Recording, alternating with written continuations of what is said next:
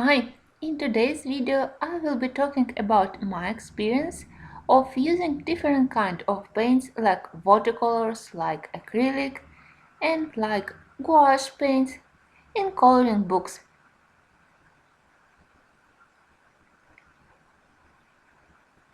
As you probably see, you can find in stores different types of watercolor packages like these pens, half pens and also tubes.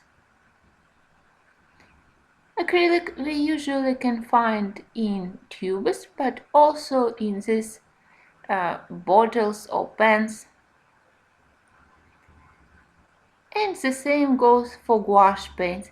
They usually also goes in tubes, but also can be found in the bigger packages. There is also a thing like acrylic gouache, which is a mix of those two colors, and this is maybe from only one brand. This is Turner acrylic gouache. When I think about purchasing a paint to add to my collection, I always try to learn something about the new paint. First one is how many pigments is inside this paint. For example, here in these greens we have only one pigment, and PG means green pigment, PB means blue, and other. You can see that some paints are made from two pigments, and there are also some paints made from three components. The other thing I want to know is a light fastness, but it's not very important for me now. But very important is the third thing, which is transparency. On these tubes of acrylic paint you can clearly see plus signs for the light fastness and square sign for the transparent or opaque color. Such signs you can find on packages of watercolors and acrylic paints. When I do color swatches, I always write down pigment's name, and it helps me to create nice transparent mixes.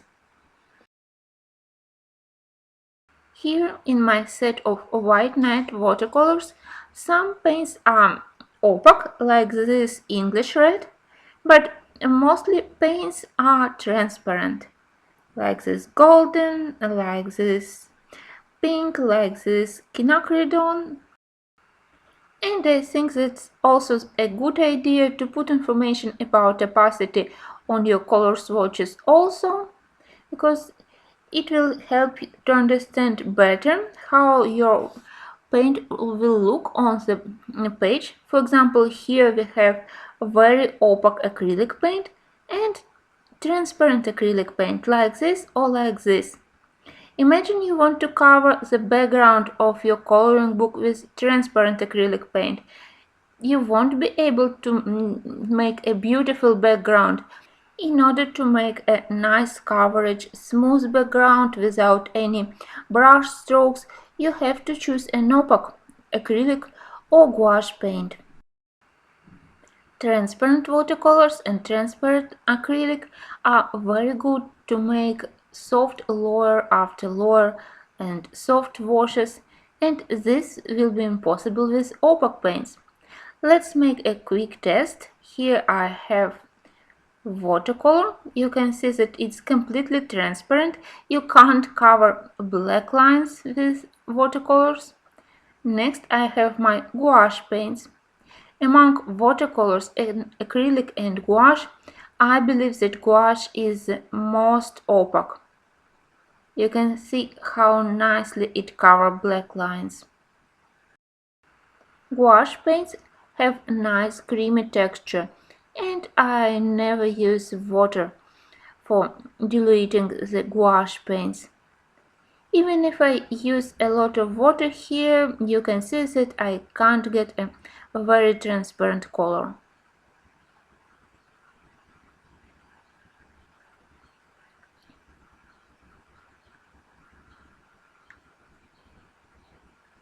Next, I will test acrylic paint. I think that I will take one semi-opaque and the other one opaque. Let's start with the memory acrylics. which is my favorite brand for now. They are so thick, so creamy, and so highly pigmented. Paints here are semi-transparent, I believe.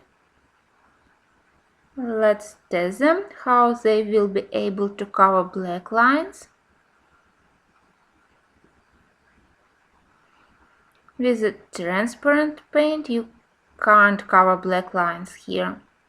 So this paint will be very good for the soft gradients, for soft washes, but not for the opaque cover or for the opaque background. Let's try next.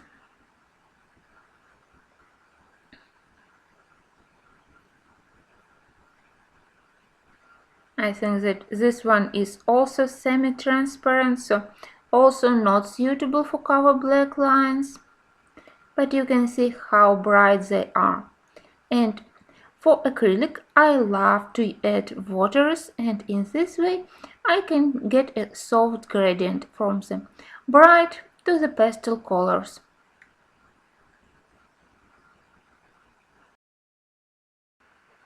And the last paint I want to test is an opaque acrylic. I found this tube in my stash, and let's try it. Yes, the opaque acrylic is definitely better, and it covers black lines just like gouache paints, almost the same. So if you want to erase black lines in your coloring book, just use the opaque paints, gouache or acrylic. And here I put names of the paints which I swatched and tested here.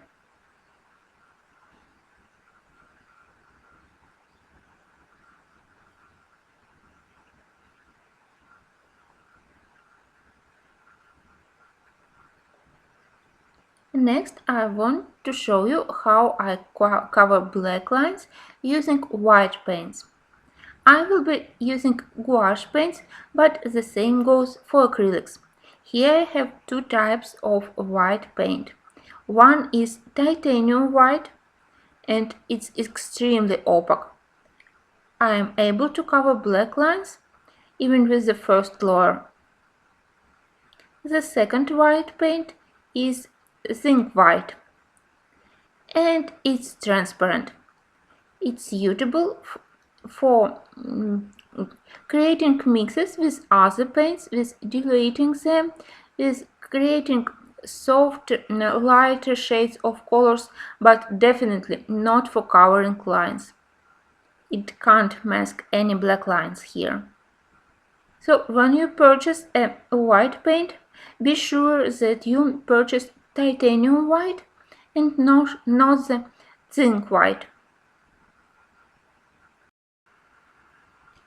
As I said, here I tested gouache paints, but the same goes for white acrylics. They are also available with titanium and with zinc, so be sure that you purchase the right kind of white paint. Next, let's talk about brushes. For watercolors, I use softer, sometimes natural like squirrel, sometimes synthetic, but similar to Kolinsky or again squirrel, but very soft brushes which are able to take a lot of water. But for gouache paints and acrylic paints I always use harder synthetic brushes like this. Here's my brushes for watercolors and my brushes for gouache and acrylic. And don't forget that acrylic paint is permanent, so after it dries you won't be able to renovate it with water, so you have to wash your brush immediately after you used it or it will be ruined.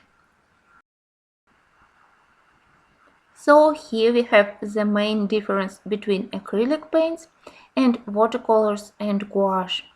Acrylic paints are permanent after they dry, and watercolors and gouache you can reactivate them with water to wash the pigment away as much as you want and as much as your paper allows you.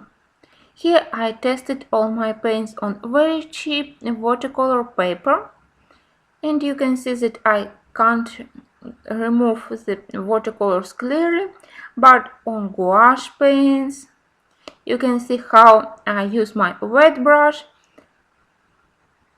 and how I move the pigment. Next I will test on the acrylic paints, and I can't get there any pigment. They are already permanent. And acrylic paints, they dry very quickly. You must remember this when you color, so you have to work quickly and in order to mix colors, in order to mix colors on your page, and in order to mix colors on your palette. And don't forget to wash your brush. Now I want to show you color swatches of my gouache paints. They are from a Russian brand, the same who produce White Night watercolors, and the name of the set is Masterclass. I want to show you how opaque, how almost velvety are these paints, and I really like how they cover the surface. Another great difference between watercolor paints and gouache and acrylic on the other side is the order in which we work with these paints. For example, if we want to color something with watercolors, we start with the lightest colors and gradually we add brighter colors or darker colors. If we want to make a highlight using watercolors, we just leave unpainted patch on the paper, and in this way we get our picture. But when we work with acrylic or with gouache, you can also start with painting with dark colors, and you can on the top of the dark color you can apply opaque lighter color, and in this way you will get also nice picture. And for me it's easier for beginners to have the possibility to apply lighter color on top of darker, and in this way to correct your mistakes. It's easier to get the right color, and with watercolors it's very hard to correct your mistake if you already make an object very dark or very bright. It's hard to delete the pigment to wash pigment from the paper, especially if you work in coloring book where paper is thin and not really watercolor paper. If I want to create highlights using acrylic or gouache, I just use the white paint. Of course, I can add highlights using white paint also on top of the watercolors, but you know it's not allowed in classical watercolor painting. It's allowed only in our coloring books.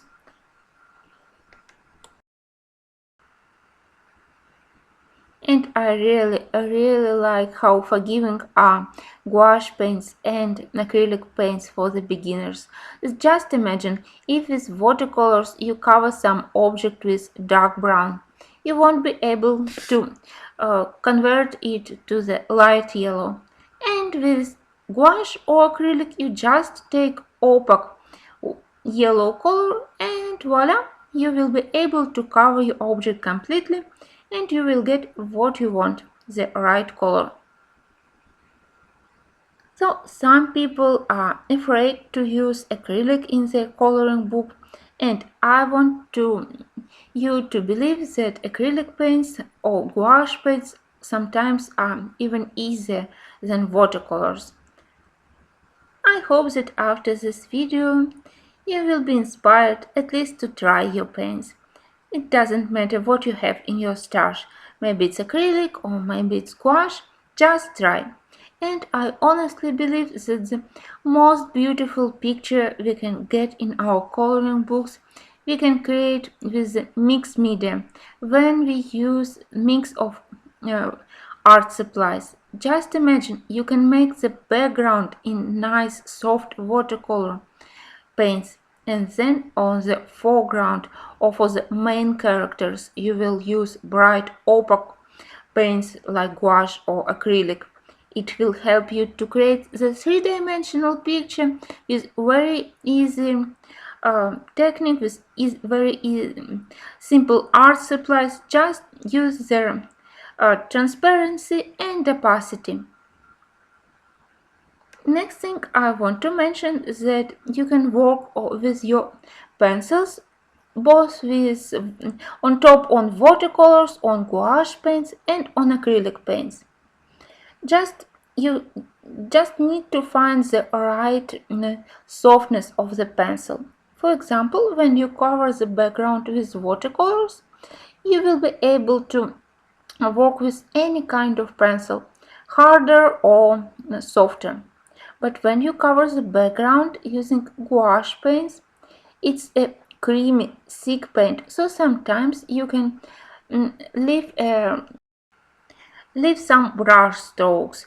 So after the brush strokes, the background can be a little bit rough, and you won't be able to work with very soft pencils like Prismacolors. I found that harder pencils, especially oil-based pencils, work very nice with acrylic or gouache background. For example, I use my set of oil-based pencils from Swedish company Printworks Market together with gouache paints, and using them together I am able to cover small patches which I wasn't able to cover with paint and brushes, and to get more accurate tidy background, and to also add some color accents as a second layer with pencils. Well, I hope that you understand what I wanted to explain. Sorry for my English. And the last question for today is how to get the lighter color. With watercolors we just add water. But for acrylic you can use water or you can mix them with white paint. For gouache paints I don't recommend to use water at all. In order to make very beautiful color shades and nice color pattern, I just mix my white paint with other paints.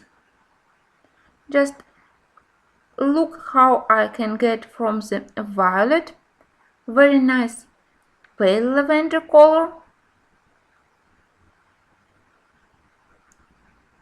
or I can add a little bit more violet, and I have here a mid lavender.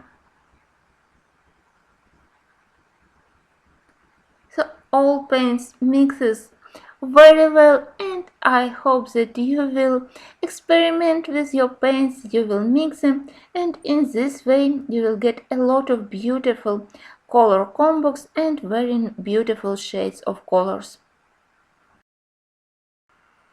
It's very hard for me to recommend you a decent student grade or artist grade gouache paints because in my country we only have that Russian gouache paints. They are very popular here, but I will try to find some information and I will put it in the info box.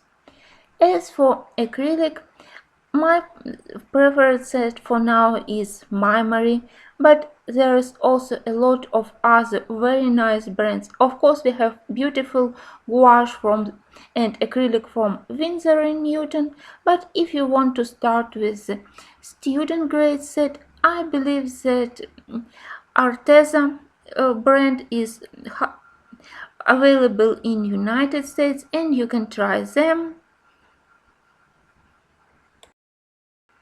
So I put the links to the recommended products in the info box, and I will also add products to my Amazon influencers shop. The link also will be in the info box. By the way, I wanted to say a huge thank you to everyone who purchased things on Amazon using my affiliate links and also books from Book Depository. It really is a huge help to this channel and it helps me to continue doing these videos for you.